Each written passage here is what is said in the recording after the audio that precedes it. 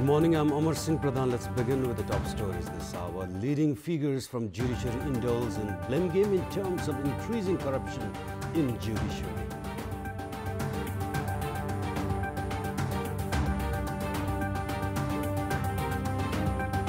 Gap between rich and poor in Nepal alarming. 10% rich poses over 26 times acquired by the poorest 40%.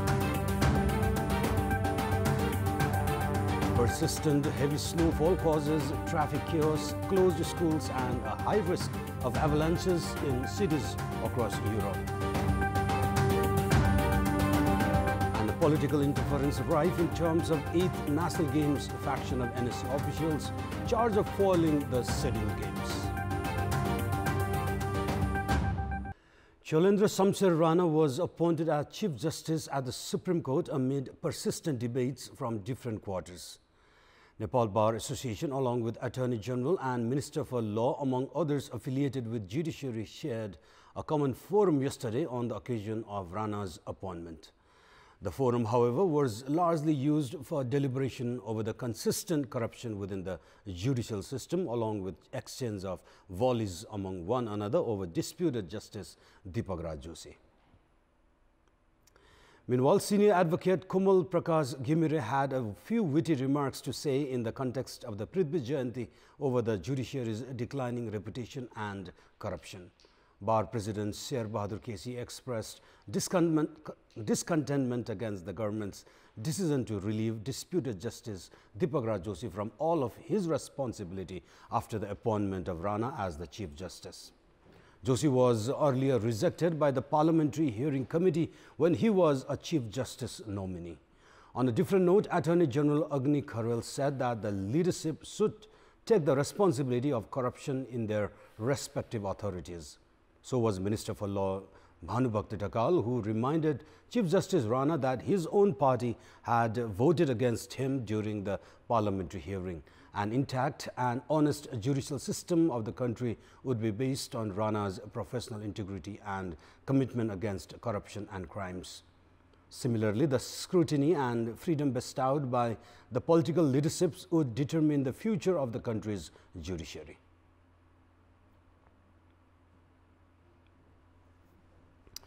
It was the 297th Prithvi Jayanti yesterday, or the birth anniversary of Prithvi Narayan Shah, the first Saha King of the unified Nepal.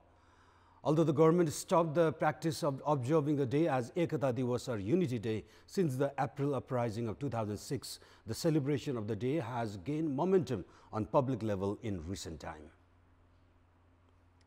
The subsequent government since 2006 had ignored the Prithvi Jayanti as the government stopped the practice of declaring public holiday to commemorate the day. Although no official functions were held on state level, high-ranking government officials, including the President Bidya Devi Bhandari, has started gracing the functions observed to celebrate the day. President Bidya Devi Bhandari has started attending functions held on this day since last year. Former Chairman of Interim Cabinet Khilraj Regmi viewed that the trend of paying tribute to the first Saha King of unified Nepal has picked up in recent time. Following the establishment of republicanism in the country, there is a rising public call to take late Prithvi Narayan Shah not just as a king but a symbol of national unity.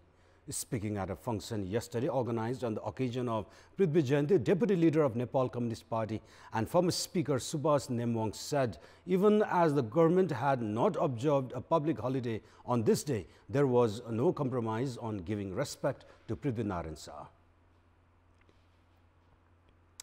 The services at the Tribhuvan University Teaching Hospital have been affected after the doctors in the hospital resorted to strike. The residential doctors in the hospital have halted all outpatient services except for the emergency, citing that they had been devoid of adequate remuneration and benefits. The residential doctors at the teaching hospital had earlier resorted to protest, expressing solidarity with Dr. Govinda Kesi. Dr. Kesi had started his 16th round of hunger strike from Wednesday, citing the government endorsed the new medical education bill by violating the previous agreements, including non-commercialization of medical education sector, among others. They have now turned into protests demanding improvement in the benefits and other facilities they are supposed to receive. Around 200 doctors at the hospital have halted their duties for the past couple of days, citing that they have not received the compensation allowance for the past 8 months. This has affected the outpatient services in the hospital. Meanwhile, the Health Ministry has admitted that it has been unable to provide the facility as the Finance Ministry delayed in dispatching the budget in this respect. Women in Elam took out a rally yesterday expressing solidarity with the hunger strike staged by Dr. Govinda Kesi. Dr. Govinda Kesi has waged his 16th round of hunger strike, this time in Elam, seeking reforms in the medical sector for the past 3 days. Women in Elam took out the rally from the premises where Dr. Kesi has staged a hunger strike in a bid to pressure the government to heed to his demands. Dr. Kesi has waged his latest round of hunger strike, citing that the government has breached an agreement with him regarding non-commercialization of medical education, among others, by endorsing the medical education bill. The 2015 April earthquake had induced significant damage on the historic Gorkha Palace. The palace, however, is still awaiting reconstruction, although it has already been over 3 years since the devastating earthquake. The persistent delay in the reconstruction has also led to a rapid destruction of the archaeological items at the Gorkha Palace. The Gorkha Palace, located in Majkot of Gorkha district, is around 500 years old. The palace, which holds a historical significance in terms of the country's Shah dynasty and national unification, incurred a substantial damage in the devastating earthquake.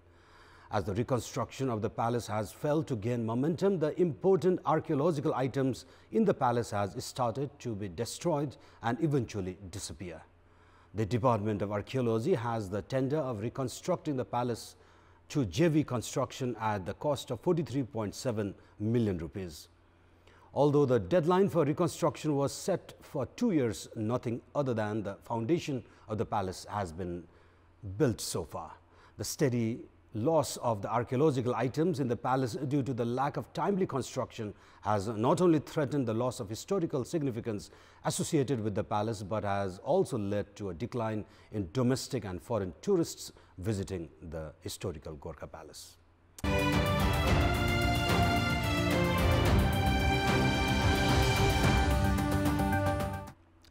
A latest study has unveiled that 10% of the wealthy individuals in Nepal possesses more than 26 times of the wealth acquired by the poorest 40% population.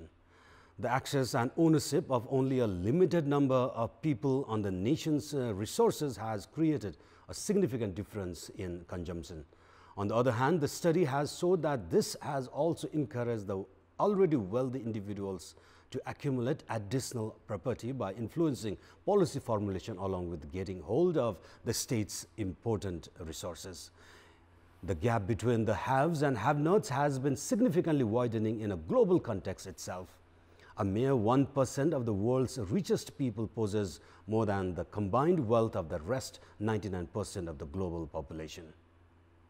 The horrifying gap between the countries rich and economically challenged was revealed by a study jointly carried out by the South Asia Poverty Alleviation Forum and Humanitarian Accountability Monitoring Initiative of Oxfam, Nepal. The study has also confirmed that the very individuals who have amassed significant amount of wealth and power have been influencing the state's policies as per their interest, which has also been affecting the entire national politics. As per the report unveiled, the 7% of the country's wealthy families are in possession of as much as 1/3 of the country's entire cultivable lands. Along with property, the difference between the daily earnings of the poor and the affluent population in the country too is getting wider by the day. The study suggests that the property of only 5% of the population categorized as the country's highest earners increased in the past 15 years. However, the earnings of the remaining 95% steadily declined during the period. Experts are of the view that none other than the government's policies are to be blamed for the widening gap between the wealth of the rich and poor. The property of the country's wealthiest person had increased to 150 billion rupees last year, according to the study. The amount itself can be half the expenses of the entire social security scheme of the country. Moreover, the study has suggested that it would take more than 100,000 years for an average Nepalese citizen to earn such amount of money.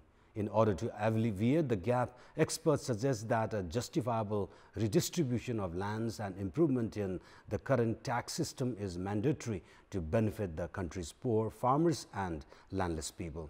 It is an agonizing truth that 81% of the country's population are still reeling under the poverty line. As many as 1/3 of the country's children below the age of 5 are bearing physical and mental problems due to the lack of proper nutrition. 10% of the overall children's population are compelled to bear the brunt of abject malnutrition. The capacity of the district hospital in Ilam has been increased to 50 beds. This has, however, failed to improve the quality of services, especially those related to specialist doctors at the hospital. The locals are also disappointed at that their hope of getting medical services at a reasonable cost has failed to be materialized. In this context, we had asked the patients visiting the hospital and other stakeholders, why has the quality of specialist services in the hospital has failed to improve? Let's take a look at what they have to say. Public voice. सरकारी तौरबाटै एउटा फ्रीमा मानिसहरूलाई पढाएर तयार गरेर अनिवार्य यो remote ठाउँमा पठाउने प्रयत्न गरियो, जनशक्ति उत्पादन गरियो भने विशेषज्ञ आउँछ, नभए चाहिँ म आउने कुनै रूप देख्दिन। नसाको डाक्टर आयो भने आयो कुदेर अब जानुपर्छ कहाँ मेडिकलमा, हामीहरूले यति पैसा खर्च गर्नु, अब नहुने पनि त हुन्छ नि, पैसा हुने मात्र त जान्छन्, नहुने हामी जस्तो कमजोरी मान्छे के गरे जान्छ, गयो नि फर्केर गएर। यो वर्ष चाहिँ केही दरबन्दी पदपूर्ति भएको अवस्था हो, तैपनि अझै जनताको माग अनुसारको चाहिँ विशेषज्ञ सेवा हामीले दिन सकेका छैनौँ। स्वास्थ्यप्रतिको संवेदनशीलता चाहिँ पब्लिकदेखि लिएर सरकारले पनि नसोच्नु चाहिँ मुख्य प्रमुख कारण जस्तो मलाई लाग्छ। नेताहरूकै चलखेलको कारणले हो कि सरकारले राम्रो तलब दिएर राखे त कर्मचारीहरू अन्त सरुवाहरू हुने थिएनन्, जाने थिएनन् होला, सरुवा भए अरू आउने थियो होला। प्रतिनिधिबाट नै कमी हो। आफ्नो जिल्लालाई सुधार गर्नलाई आफ्नो यस्तो स्वास्थ्य भवन बनाइसकेपछि सुवान्साका डाक्टर आउनुपर्ने नल्याउनु कारण चाहिँ उहाँहरुकै हो। पहाडी इलाका भएकोले हैन चाहिँ डाक्टरहरूले पर्याप्त सरकारी स्तरबाट सुविधा दिन नसकेको कारणले पनि हुन सक्छ। 24 घण्टा सेवा दिनुपर्ने र सुविधा चाहिँ एकदमै न्यून भएको चाहिँ उहाँहरुको विषयको कारणबाट पनि चाहिँ विशेषज्ञ डाक्टर साहबहरु चाहिँ नि विकट यो पहाडी तथा चाहिँ हिमाली क्षेत्रहरुमा चाहिँ जान नमान्ने अवस्था देखिन्छ।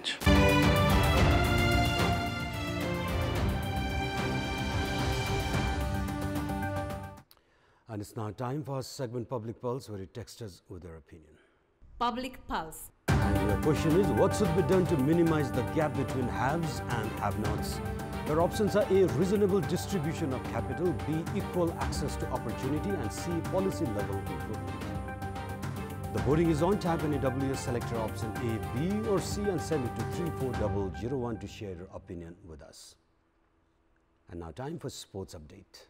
Sports news. With the date of 8th National Games drawing closer with every passing day, political interference on the Games has also intensified. National Sports Council Member Secretary Kesab Bista and NSC Vice President Pitambar Timsena have serious differences over the issue, as one faction wants to hold the Games on scheduled time while the other wants to defer it. The 8th National Games will be played in Province 5's Nepalganj at the center and Bake, Bardia, Dang and Rupandei. One of the factions is saying that the infrastructure is not complete and therefore the Games cannot be held this year and is bent on following the present leadership's plan to hold the Games. However, NSC leadership is of the opinion that the infrastructure construction has reached its final stage and the Games can be held within the next 2 months. With the Games around the corner, players have been affected by the power struggle among NSC Member Secretary Kesab Bista, NSC Vice President Pitambar Timsena and Chairman of Olympic Committee Jivan Ram Shrestha. The players are also apprehensive that the duel among these leaders might affect the 8th National Games itself. Chelsea midfielder Cesc Fabregas has completed his move to Ligue 1 side Monaco. The French club that is struggling in the relegation zone in the ongoing domestic league officially confirmed of his arrival. The deal has reunited former Arsenal teammate Fabregas with Thierry Henry, who is currently leading the team as its manager. Fabregas has described the new signing as a new project in his career and has said he was delighted to make the change. Monaco has not paid Arsenal the transfer fees, but has stated it will pay Arsenal bonus based on the performance of Fabregas. Monaco is in the 18th position in the ongoing league, collecting 13 points from 18 matches so far. The 31-year-old Fabregas has played 501 matches in the English Premier League, winning 2 Premier League titles, 2 FA Cups and 1 League Cup. Fabregas played for Arsenal between 2003 to 2011 and took his team to the finals of the Champions League in 2006. He later joined Barca in 2011, giving the Catalans 6 titles before returning to the English Premier League in 2016. Under the leadership of Chelsea managers Jose Mourinho and Antonio Conte, Fabregas lifted the English Premier League trophy 2 times. Fabregas made the decision to leave Chelsea as his contract was coming to an end, and he did not make it to the favorite list of the club new manager Maurizio Sarri. Upon leaving, Fabregas wished Chelsea better days in coming days and thanked all of his supporters. KTM driver Sam Sunderland posted the fastest time on the bikes in Stage 5 of the Dakar Rally. The British racer stopped to assist an injured rival during the drive from Moquegua to Arequipa, Peru, and had the time out deducted from his final total. It meant the 2017 title winner Sunderland finished the race in 4 hours, 11 minutes and 48 seconds, a full 3 minutes 23 seconds ahead of closest rival Yamaha driver Javier de Soltret. 29-year-old Sunderland finds himself second overall, 59 seconds behind Honda's US driver Ricky Brabec. In the cars, Peugeot's Sébastien Loeb stormed ahead of his rivals with a dominant drive on the day. In the second 136-kilometer portion of the race, the Frenchman opened up an 11-minute lead over Nasser Al Attiyah and 13 minutes on Stefan Peter Hansel.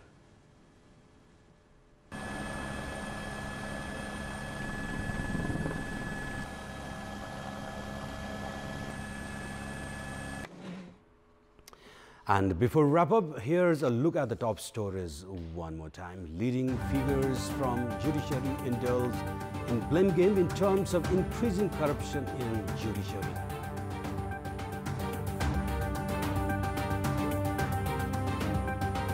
Gap between poor and rich in Nepal alarming. 10% rich possesses over 26 times acquired by the poorest 40%. Persistent heavy snowfall causes traffic chaos, closed schools and a high risk of avalanches in cities across Europe. And the political interference rife in terms of 8th National Games, a faction of NSC official charged of calling the scheduled games. And those were our latest headlines. Stay with us for more news and entertainment on KTVSD. Good day.